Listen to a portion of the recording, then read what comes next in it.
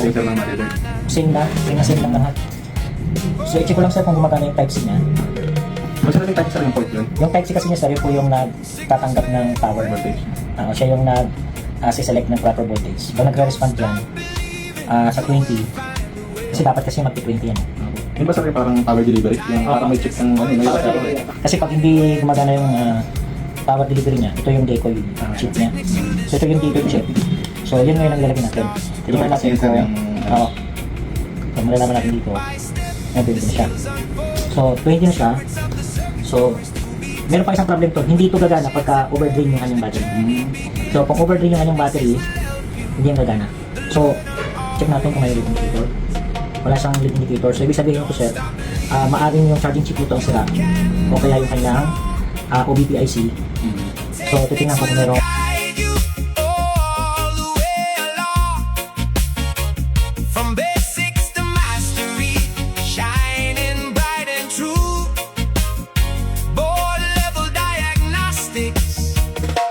Future's you.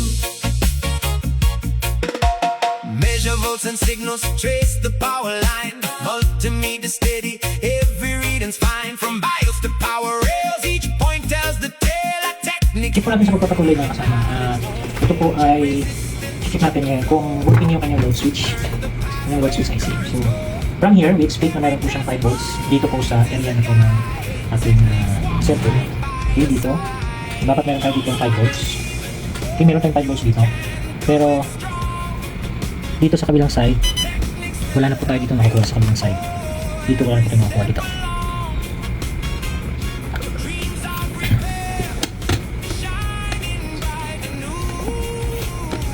So, dito wala tayo nakukuha dito sa kabilang side. So, ibig sabihin, hindi gumagana yung load switch na to. Yung load switch na to ay hindi siya gumagana. Okay, so ang gagawin po natin dyan mga kasama ay papalitan natin yung IC na to. So, check natin kung anong IC yung papalitan natin. Push mo naman. Ngayon, tatry ko siyang lagyan ito. Okay, so after natin ma-restore yung kanya pong VBus line, no? Missing po yung VBus line niya. VBus line from dito sa ating terminal at saka dito sa pupunta sa kanyang IP. So, ito ngayon ang gagawin natin. So, sasaksak natin. Okay, so nag 12 volts siya. So, 12 volts. So, magti 20 volts yan. So, tingnan natin ay meron na siyang lead power indicator. Okay, may power indicator na siya. So, indications na working na siya. So, babalik natin siya, then bubukayin. Then, Techniques will help you every step of the way. Knowledge and courage side by side. And techniques is your skills will rise. In every misstep, there's a lesson to find. The heart of technology, a curious mind with every circuit trace. A story unfolds, the techniques we gather, knowledge like gold. Don't stop believing, you can do it right. The future is waiting in the dawn's early light.